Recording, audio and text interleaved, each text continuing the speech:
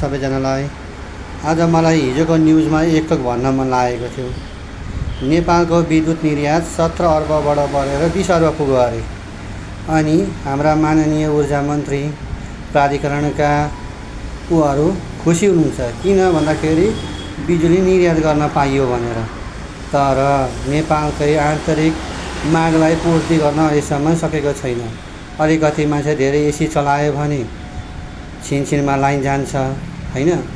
तपाईँहरूकोतिर पनि लाइन जान्छ होला, हाम्रोतिर पनि लाइन जान्छ।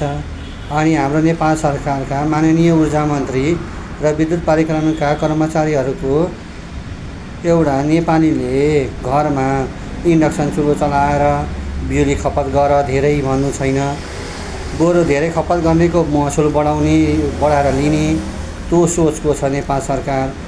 नेपालमा भएको जलविद्युतको उपयोग गरेर यहाँ टडी बस सेवा चलाउने, होइन?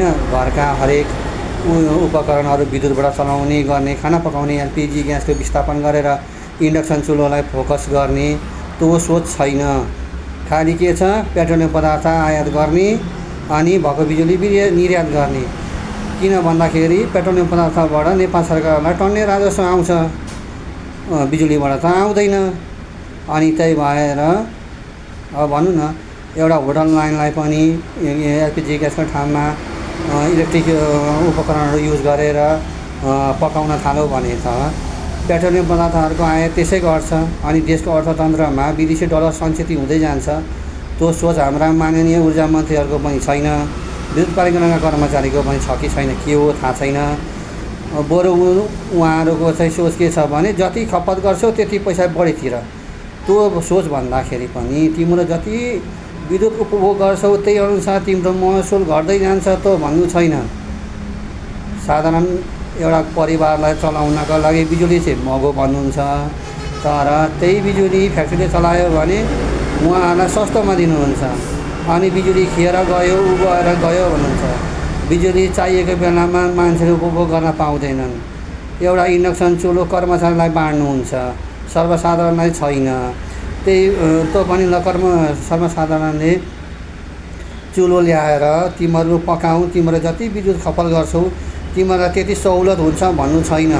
नेपालमा विद्युतको खानी छ, पेट्रोललाई विस्थापित गरेर विद्युत उसलाई बढाउँ भन्ने हाम्रा नेपाल सरकारको कसैको सोच छैन। बरु उहाँहरू त 5% हुन्छ कि 10% ट्याक्स ठोकेर हुन्छ कि कम बिजुली चलाऊ, बरु एलपिजी ग्यास बाल, पेट्रोल चलाऊ, डिजेल चलाऊ, त्यही सोच मात्र हुनुहुन्छ।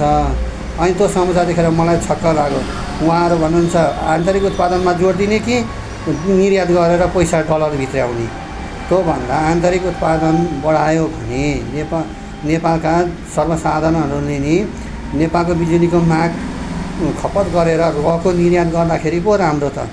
यहाँका नेपाली जनतालाई नि बिजुली पर्याप्त रूपमा पुगेको छैन।